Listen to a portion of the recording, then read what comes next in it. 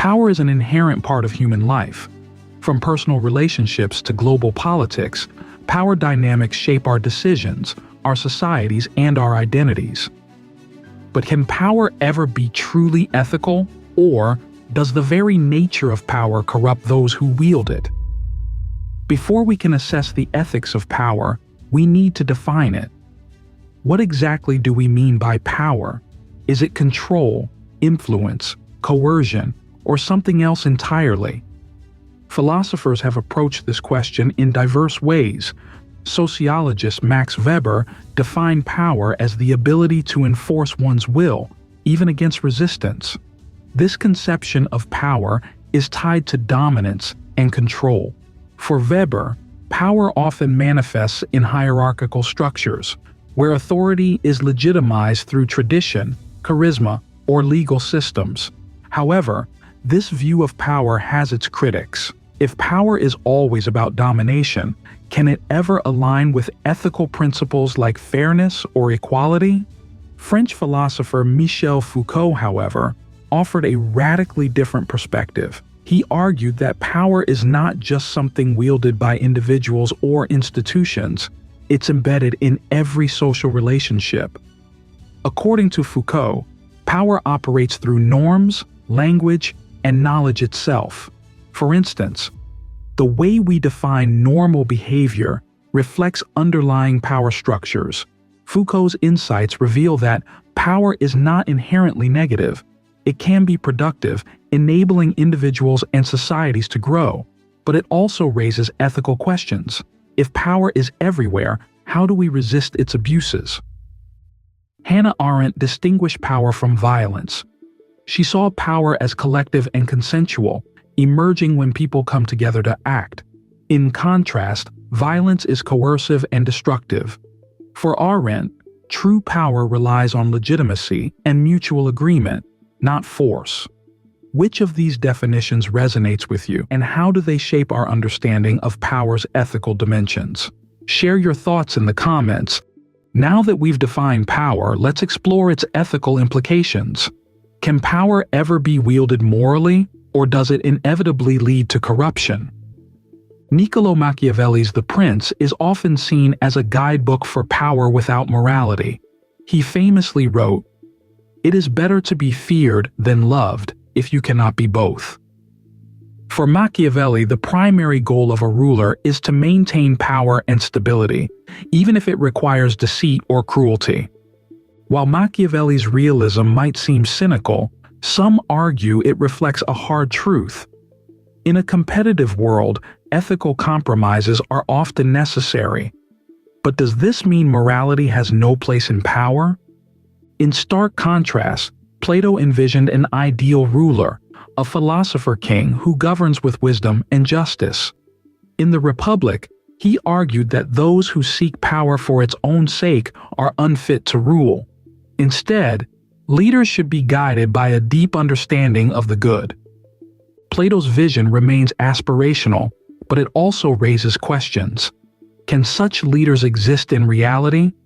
And how do we ensure that power remains accountable to ethical principles?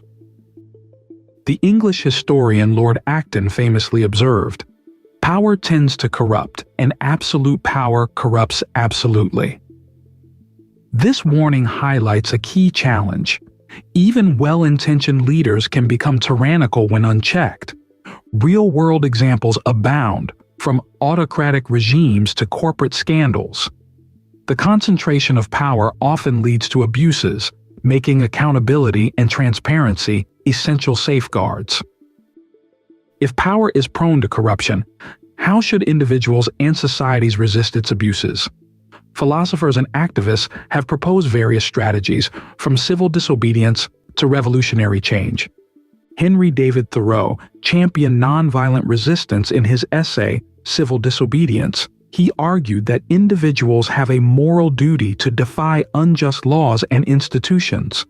Thoreau's ideas inspired movements like Gandhi's struggle for Indian independence and Martin Luther King Jr.'s fight for civil rights. Nonviolent resistance emphasizes the power of collective action and moral integrity. but it also requires immense courage and discipline. Can it succeed against more brutal forms of power? Karl Marx took a more confrontational approach, viewing power as inherently tied to class struggle. In his critique of capitalism, Marx argued that the ruling class uses power to exploit workers and maintain inequality. For Marx, true justice requires revolutionary change to dismantle oppressive systems. While Marx's ideas have influenced major social movements, they also raise ethical questions. Can violent revolution ever be justified? And how do we prevent new power structures from replicating old injustices?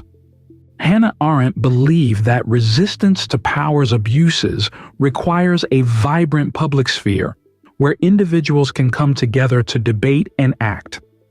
For Arendt, power is not inherently corrupt. It depends on how it is exercised and legitimized. In today's interconnected world, power takes new forms. From multinational corporations to social media platforms, the dynamics of power have shifted, and so have the ethical questions they raise. Corporations wield immense influence over economies, politics, and culture.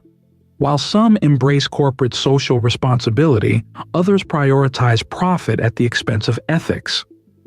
Technology amplifies power in unprecedented ways. Algorithms shape what we see online, influencing our opinions and behaviors. Artificial intelligence raises ethical dilemmas about surveillance, bias, and control. As technology evolves, who decides how it is used, and who holds that power? After examining these perspectives, we return to our central question: can power ever be truly just? The answer may lie in how power is distributed and exercised. Systems like democracy aim to prevent abuses by dividing power among branches of government. Transparency, accountability, and the rule of law are essential safeguards. But even democracies face challenges, from populism to systemic inequality. Ultimately, the ethics of power depend on those who wield it.